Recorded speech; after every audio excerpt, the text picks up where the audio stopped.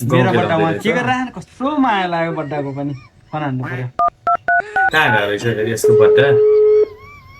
मलाई कान्छी बनाउनु ल फिक्स हो नि त्यो त मेरो कान्छी त नि अनि यो रानीले कान्छी बनाएपछि मलाई के बनाउने नि फेरि तिमी जेठी हो जेठी जेठी हेलो बुढी भन त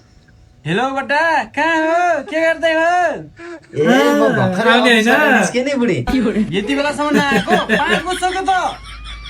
आउने त भनेको आज अलि ढिलावाला साथीको बर्थडे छ ए बर्थडे सकाएर चाँडै आऊ है बड्डा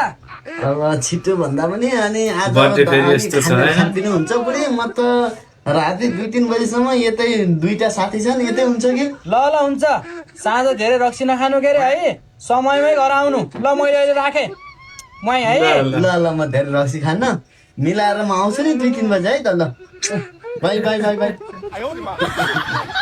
ए बुढो कहाँ हो तिमी अहिलेसम्म 6 बज्यो यहाँ घर आउने होइन कहाँ हुने अरे बुढी अफिसमै छु नि ए नाटक नगर है बड्डा नाटक नगर 6 बज्दासम्म अफिस खुल्ला हुन्छ खुलखुल घर आउनु पर्दैन अरे बुढी आज धेरै काम छ कि अफिसको कत्रो लथालिङ्ग छ अलिकति टाइम लाग्छ